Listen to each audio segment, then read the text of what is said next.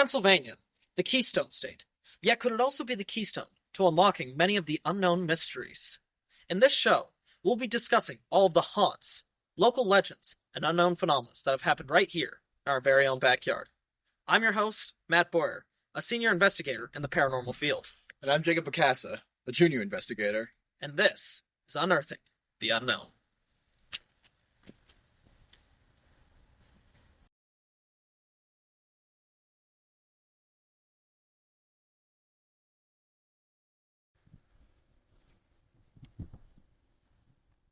This week's story is another one from the early years of St. Vincent history, an account given to us by Archabbot Boniface Wimmer himself. This is the story of Paul Keck and the Faceless Monk.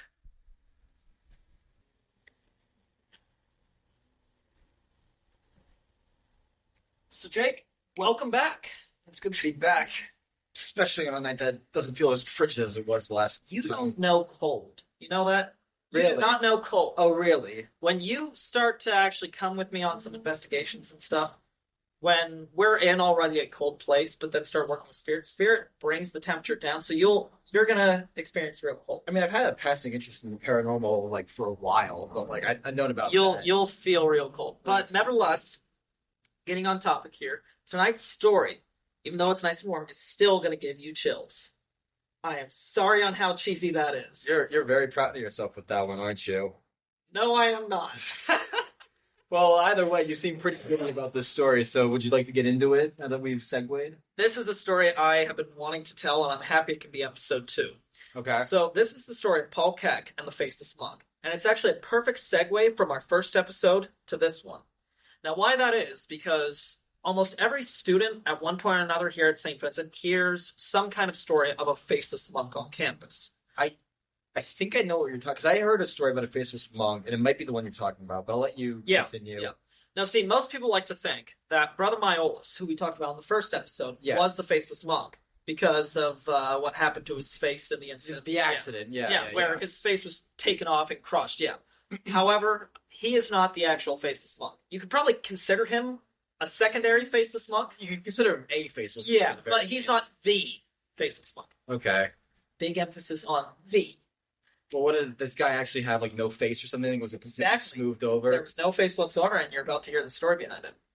So, Okay. getting into the actual story of the real faceless monk and Paul Keck, we got to take you all the way back to 1859 and When was St. Vincent founded? 1846. So this is like not even like almost like 10 like years out. 1840, 13 years. 13. Oh Yeah. wow, So yeah. this is 13 years after St. Vincent was founded. Wow, so that's not really long at all. Now, what's neat is where we're sitting. We're sitting on the steps of the seminary here at St. Vincent, and this is the perfect place to be telling this story because Paul Keck was a seminary. He was a novice here. He was wanting to become a monk. Yeah. So ultimately, what happens is this. In 1859, his actual name was George Keck.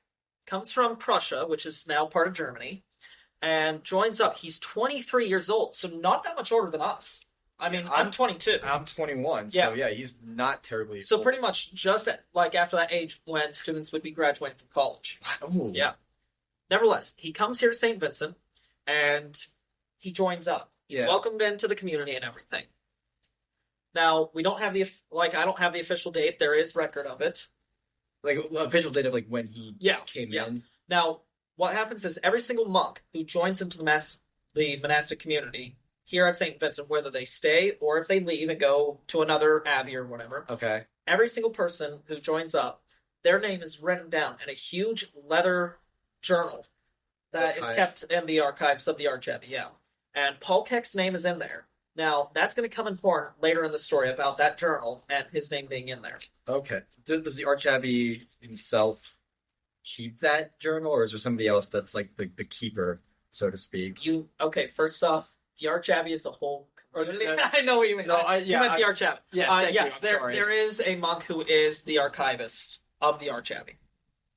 But not the Archabbot himself. No. Okay. He's got too much on his plate. Well, okay, yeah, I just wanted God bless him if he was able to take it on. But I just wanted to differentiate to see if there was a distinction. How we have an official archivist of the college, Mr. Guy Davis, the Archabbey has their own version of Guy Davis. Gotcha. Okay, I yeah, see. Yeah. Yep. Anyhow, so he comes in 1859, but in September of that year, he gets very, very sick, and he's put into the infirmary in the monastery. Now, just for clarification, that monastery right over there did not exist yet. It's the original monastery. So, Okay. yeah, so he's in the infirmary, and that night, September 18th, he wakes up, and almost like he's kind of terrified here, because what he sees when he wakes up is this almost ghostly-like black figure standing at the bottom of his bed. Like the foot of his bed. Yeah, at the foot of his bed, there's just this large, black, ghostly figure. Now, the interesting thing about this is the figure is wearing the robes of a monk. Just like standard issue or like Yeah, so like what we always see the monks wearing. Okay. Those kind of black habits is what he's wearing. Now, the monks do put their hoods up from time to time for certain things, or, if it's raining or something. But for the most part, you never see the monks having their hoods up. Yeah. Now, this figure had its hood up. Now, there are conflicting stories here. Well, wait a minute. In certain occasions, don't they have them up sometimes in cases of mourning? Mourning, possibly. I know that they'll put it up for certain kinds of ceremonies inside the church. And Yeah. Stuff. Yeah. But that's not important here. Okay. Yeah. Okay. Just know that this figure had its hood up. Okay. Now, there are conflicting stories that have come from this. Some stories say that you could just see the very back of the hood. So, like your hood here on your sweater, that you could just see up and it was just like this, or you could see the back of it. So, like the Okay. back seam. Now, other people just say that you just saw pretty much just blackness there. That there it was entirely in yeah, silhouette. it was like silhouette, but there was no face. It was just like a black screen right down. Nevertheless, I mean, you got to imagine it's pretty terrifying for a 23-year-old. Exactly. Depending on when he came in, not even a year into being like. Oh, it in his wouldn't have been a training. year. Yeah, no matter what, it wouldn't have been a year. He's just into this, and already Exactly. he's seeing like. And he sees this huge figure at the bottom of his bed, and this is like late nighttime. Ooh, Now, you're right. You did give me chills with that one. See, ultimately, where I'm getting a lot of this, I know I talked about in the preview opening for this. I'm taking a lot of this from the account of Archabbot Wimmer himself. Right. He wrote this down. We have this in the notes in the Archabbey archives, and this is where we're getting. Yeah, as you mentioned. So getting back, big figure there.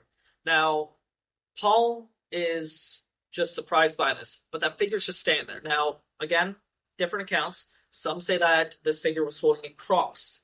Other people have said that from accounts they've heard, it's just that it's standing there.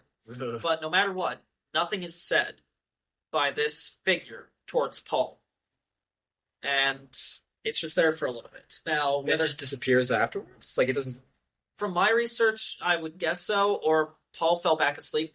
No matter what, he had this vision when he woke up in the middle of the night that seeing this, Just and then didn't it's say gone. anything to him. Yeah, Okay. it's just standing there.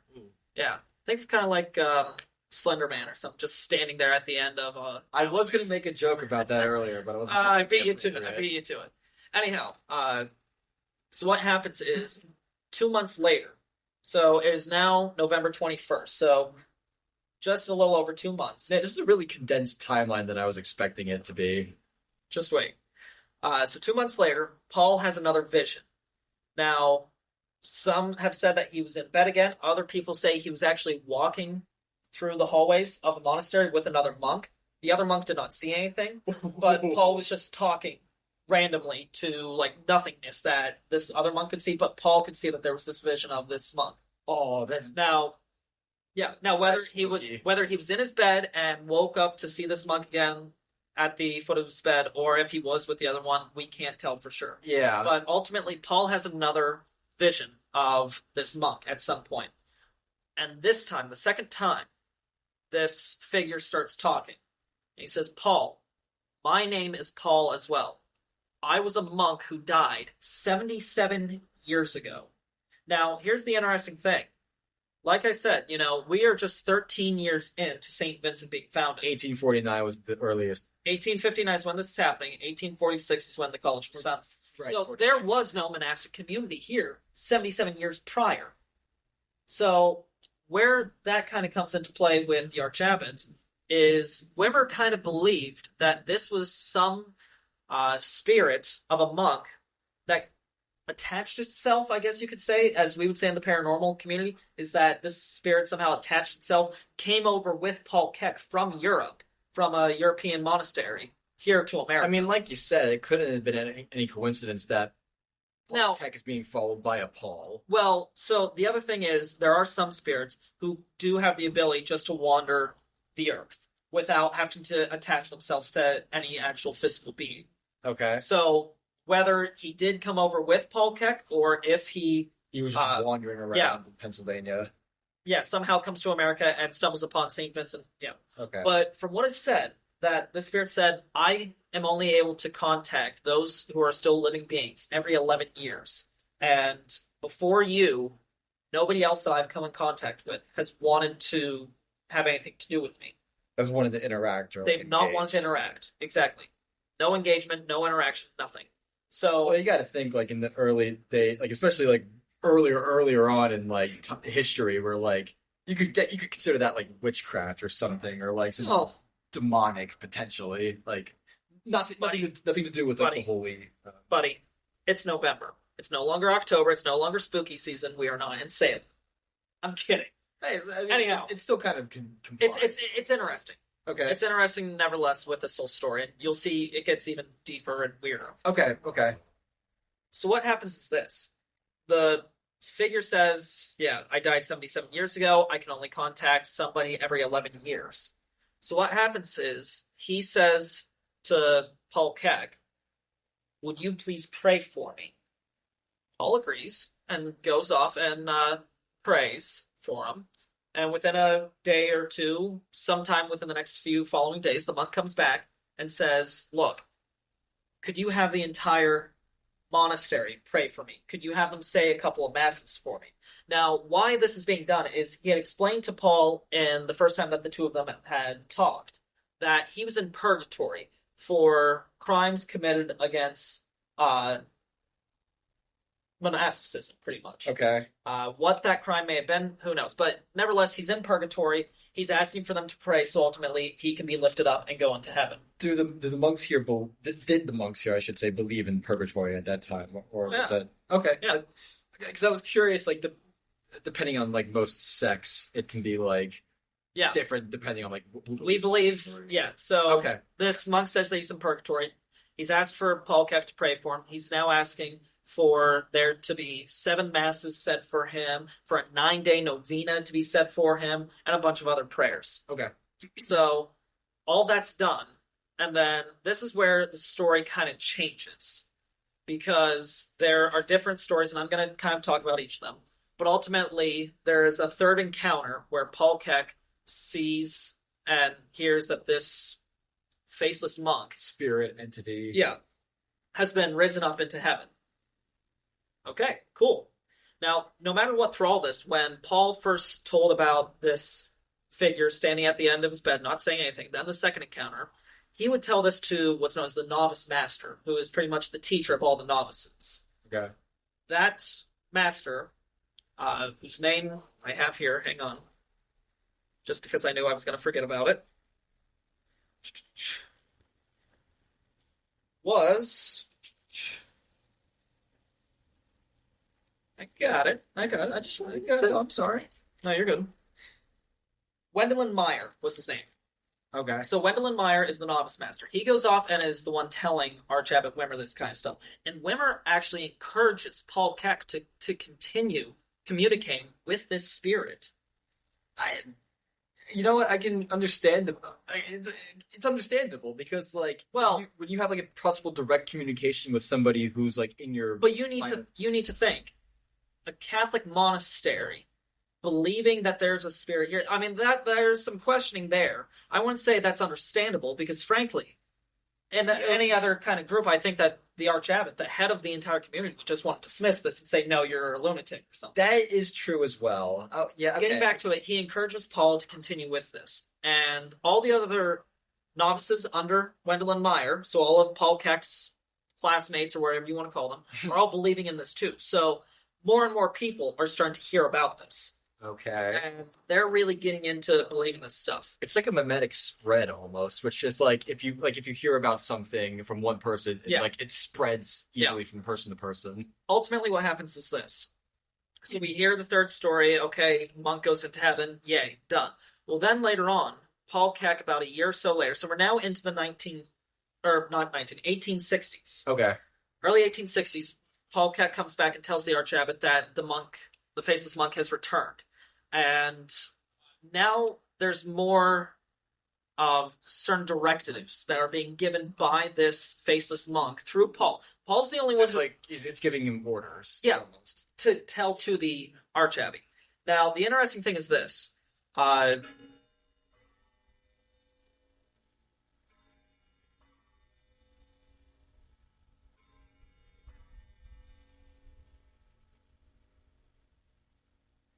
Now, the interesting thing is this. Paul Keck was the only one who could see and apparently talk to this Faceless Monk.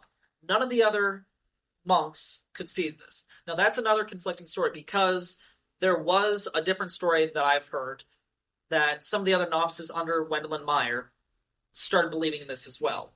And even Wendelin Meyer was really like, oh yeah, this is Pushing real. it Yeah, and- he's pushing. So whether actual other monks started seeing the Faceless Monk or not, that is To be determined. Yeah.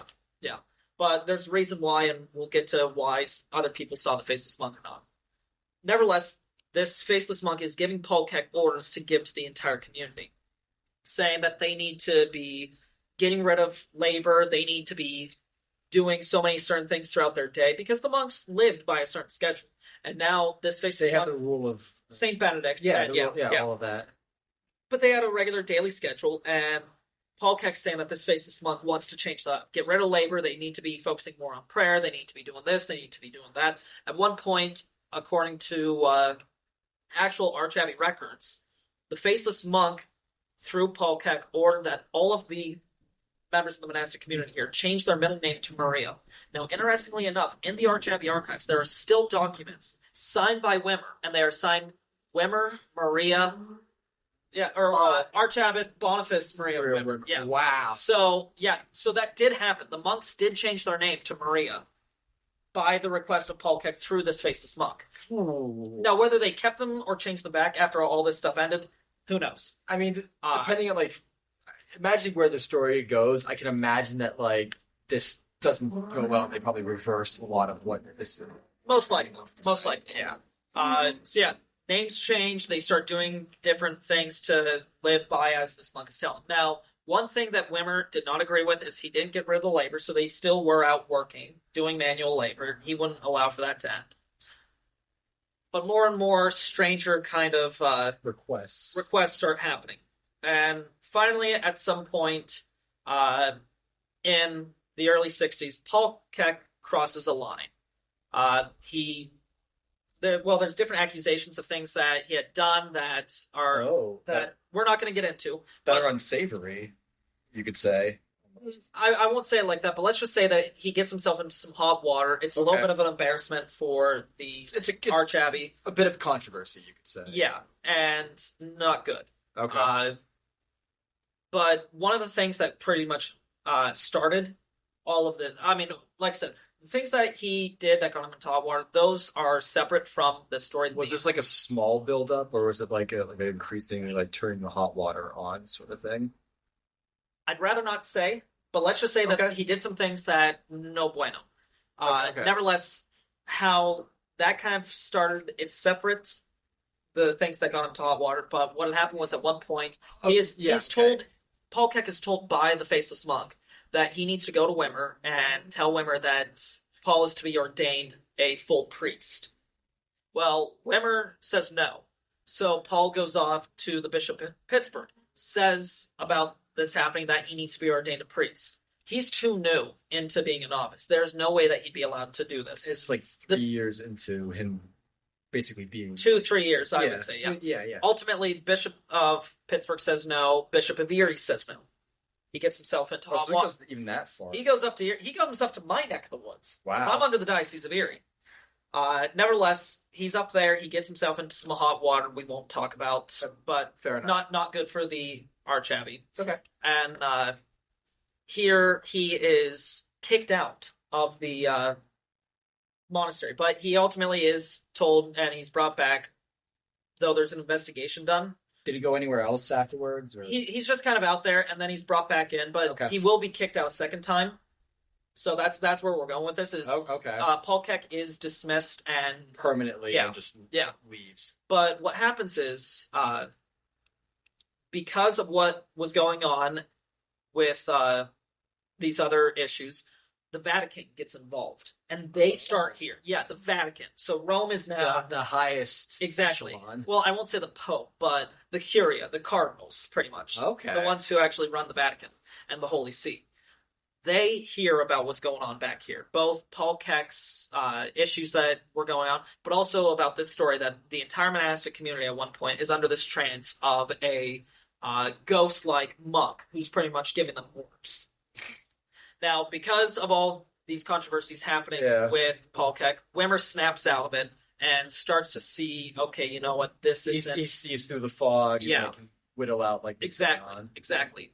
Now, let's go back a minute to the book that I talked about with all the names of the monks in there. Okay. Now, under Paul Keck's name, and it's either Latin or German, I forget exactly which one. I believe it's Latin. It says... I don't know the exact Latin words, but pretty much in Latin it says the Ghost Seer.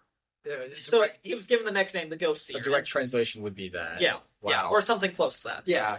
But what happens is, because of all the issues with Paul Keck, and there were a few other requests that Wimmer denied, because they started to be a build-up that was like, okay, we're not... that's what I meant earlier when I said, like, what the orders that I see what you mean. Was this like a build-up between... more and more orders are given, and finally, there was a breaking point, but then Paul getting in hot water for other stuff... well, that would have blown it out of the water. That didn't help. It didn't help. It would have skyrocketed everything, I imagine. So what happens is, ultimately, Wimmer is told by Rome, expel him. So he's thrown out of St. Vincent. Gone. Yeah, he's gone. And what happens is this. In that book, in big, thick, red ink in German, it says, I don't know the exact German word for it, but translation would be expelled. Now, I can't say how many times that's happened. I doubt it's very many. I can't imagine it would be that I can't see that many people have that. So when you are flipping through that book, you will see that and know right away who that would be. Plus, it would be so early in the book, too. That's a good point as well, yeah. So, like, first few pages, you're seeing in big red ink, expelled. You just gotta, like, this all happens, like, this guy's, like, 23, by the time this all ends, he's 25, potentially. 25, 26. 25, 26, yeah. So, ultimately, what's interesting is, I don't know this for sure, but he could have even been the first member of the St. Vincent community to be expelled from the community, which is kind of interesting. That would be interesting. Yeah, that would be interesting. So, let's go back a little bit. As I kind of said, some of the monks, one of the stories is some of them were starting to see the Faceless monk and were saying that they were talking to him and they were hearing things. I doubt that part's actually true, but who knows for sure, because some of the things they were saying this monk was telling them were a little odd and just didn't kind of line up with everything that Paul Keck was saying when he was encountering with this monk. It could have been then, like, trying to cash in on it, so to speak. Kind of. But why I bring that back up is because students still to this day say that different places around campus, you can still see the Faceless monk, as if that monk is still here. That students, they might be out on the fitness trail up by the intramural fields behind Benny. Yeah. And, like, right around sundown or something, you might see out in a distance a black figure of a monk with its hood up. And it's standing in the field or something? Yeah, kind of like it's...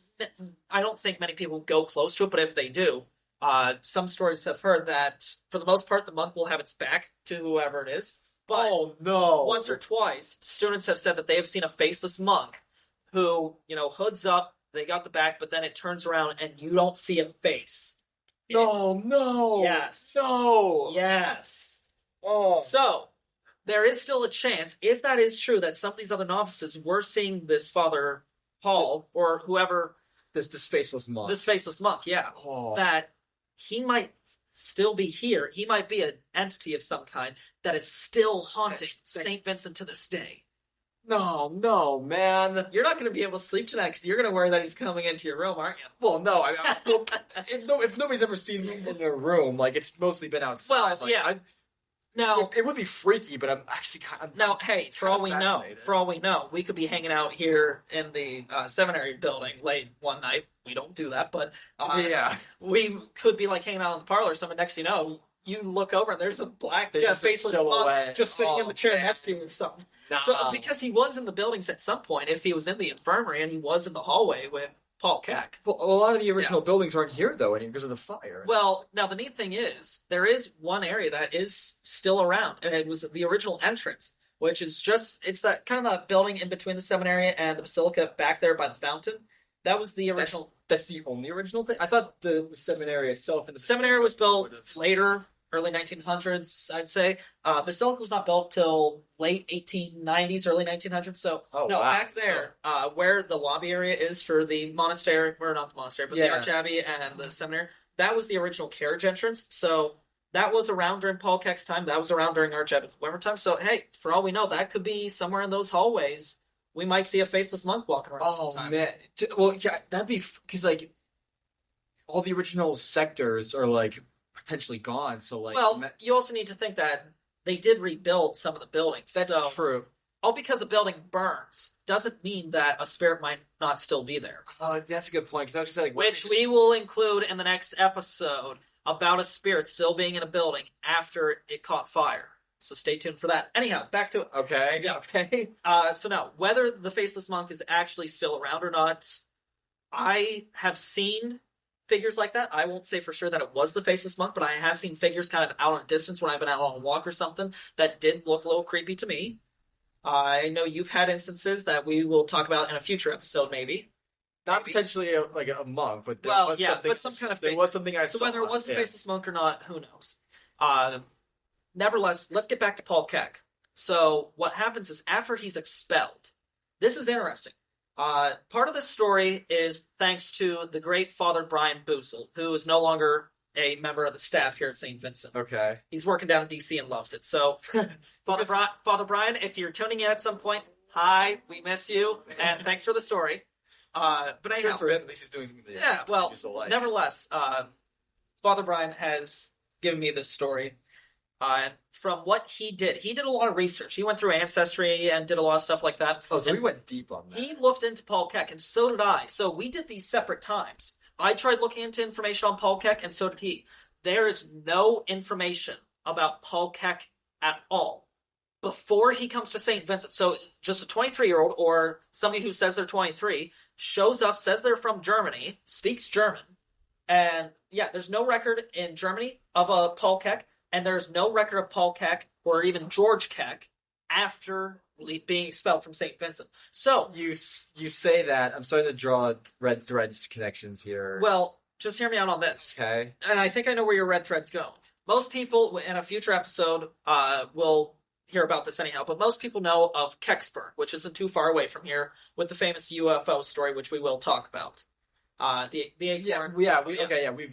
We've planned this out. Yeah. So Kecksburg, there is a possibility that maybe he had something to do with the founding of that and the name of it. Oh, that'd be freaky. It would be neat, though, because at least we could maybe find what happened to him. But again, this is a red thread connection. But no matter what, there is no record of a Paul Keck or a George Keck before or after. So, some paranormal investigators that I've told this story to have different theories on who Paul, aka George Keck, was.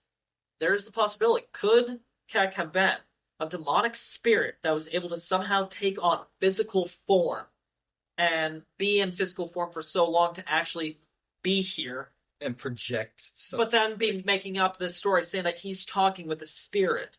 Because frankly, let's face it, some of the things that he was saying that this monk was asking for are crazy to be hearing from monastery. And you got to imagine too, like, this is where my red thread was going, like, the monk's name, the faceless monk's name was allegedly Paul. Yeah. That is way too big of a coincidence for it to be like, I'm Paul, you're Paul. Like, hey, dude, like, I gotta talk to you, man. Like, there's this thing, I need you to help me. Like, now, here's something else that we need to keep in mind with this. And what it is that no matter what, yeah, we don't know what happened to Paul. Was he a spirit that was able to take on human form or not? No one knows. Well, it would be Or if, he just disappeared. If he may have left America, gone someplace else. He could have left Pennsylvania. it'd be interesting too because like if he was the the entity that the prevailing problem in all of this, I think you alluded to it, but there might not even have been a faceless monk. He might have just been saying that. There may have not been. He might have just been saying that to project and like kind of like spread his influence. Exactly. There may have not been a faceless monk at all. This could have just been the figment of Paul's imagination. Who knows for sure what it is? Now, like I said, some people say that they've seen a faceless monk. Other people say that it was just Paul Keck. So there's different endings to this because we don't know what happened to Paul. Did he just leave the United States? Did he just leave Pennsylvania? That's the biggest outlier. Did he walk out into the woods and just die? Who knows? Or was he not human at all, but more of I shouldn't say demonic, but some kind of spirit, though I would say from a paranormal investigator's... Well, no, I'd say from a paranormal expert's view that a regular spirit wouldn't be able to take on human form for that long of a time period. If anything, it would have to be some kind of demonic spirit that had so much energy to be able to do that. But yeah, I can. Yeah, I can see. Yeah, yeah. I can see that. So, nevertheless, it's still neat because this is such a well-known piece of St. Vincent history. Since there were things that were done, Paul Keck's name is in that book. Wimmer did change his middle name to Maria at one point. All these, and this is the neat thing. So there are true parts of this. It's separating the fact and fiction. Exactly. From everything. And what's really neat is when all this is taking place, when you think about the time period, 1859 to the early 1860s, that's when there are visions elsewhere in the world of the Sacred Heart of Jesus, of Mother Mary. At that time, the church is in a renewal kind of feeling. So that's what got these monks to believe so hard into this story, is because, if there's the visions of Jesus' Sacred Heart and of Mother Mary, then, this is a true vision. And that's one of the big things that prompted Wimmer and the majority of the monastic community here to believe in this story. Because we mentioned it earlier, like how could you, like, I don't want to use the word fool because I don't want to like downplay any of like what these guys were thinking. It's like you hear that and it's like, okay, well, what, like, something had to have been going on, like you said, for these people to so easily have given in. Because, like, and let's think about this. Okay, a lot of those visions were happening elsewhere. They were happening in Europe. They were happening in Central or South America. They were happening all over the world. But there was no real visions at that time coming from America. So to be going off and claiming, hey, yeah, we had a vision here, and it was of a monk. Kind of cool, but frankly, seeing the Sacred Heart of Jesus, seeing Mother Mary in these visions, those are good and holy ones. This one, no. It was not. It's the opposite. Well, earlier you could argue it would be nebulous, but, like, if a faceless monk came to me and just was trying to speak to me, like, I don't know, I might be a little freaked out, but then again, I've never been in that situation, so who knows what I would do. Now, I am going to end this story on a funny note. Years ago, we had a monk here. He is now a priest, and he teaches down at our military academy in Georgia. Okay. But back when he was just a brother here, the great and wonderful Brother Barnabas. Brother B, if you're listening in, he'll get a laugh out of this. Okay. What he and some of the other younger monks used to do is mid-evening, late evening or so. So, I mean, it's right now, a little after 8 o'clock. So it would have been earlier when there was still a little bit of light. He and some of the other monks would put their hoods up and they'd hide on that back service road behind Dupre in the cornfields. And when they knew that there would be students on a walk going past there, they would just come bursting out with their hoods up, kind of being like the Faceless Monk. So that could have been one of the reasons why they were saying there was a Faceless Monk, because Brother B and some of the other monks at the time would joke around and kind of scare them. No. I know you wish that. No. I'm kidding. Oh, God. No. Sorry, that... No. We'll get into it at some point when I tell my own story, but I just made a dot connection that, like, kind of freaks me out a little bit, but we'll get into that. No, so some of the monks used to try and scare people there on the back road. But it sounds eerily similar to something. It's just a funny thing. Yeah. I think that they would probably especially do it after people started to hear the story of the Faceless Monk. Honestly, yeah. I mean, come on, just having a monk with their hood up come bursting out of some cornfields and scare the crap out of you when you're on a back road thinking that you're chilling, you're just relaxing, having a walk. Nope. I mean, hey, I can appreciate the hijinks. That's like, good on them for having a sense of humor about it. Yeah. But still, like I said, no one knows the true story of the Faceless Monk. Was the monk real? Was it just a figment of Paul Keck's imagination? Was Paul Keck real, or was he an actual spirit that took on human form? If the Faceless Monk was real, is he still here on campus, or is he not? Does he still have to wait the 11 years to communicate each time with somebody, whether that be a monk or a student or whoever? No one knows. Or was the Faceless Monk around and actually did go up to heaven and is there in heaven now, and then everything that happened afterwards was just Paul Keck really mass hysteria. Yeah, causing some kind of ruse within the monastery. All this is still unknown to us. But with that, that comes to the end of this episode of Unearthing the Unknown. So, until next week, I'm Matt Boyer. And I'm Jacob Bacasa. We'll see you next week. Hey there, listeners. I'm Matt Boyer, station manager of WSVC Radio. If you like what you're listening to, don't forget to like, subscribe, and hit that bell button to be notified with all of our updates. Every day, one of our shows will be releasing a new episode. Stick around and tune in.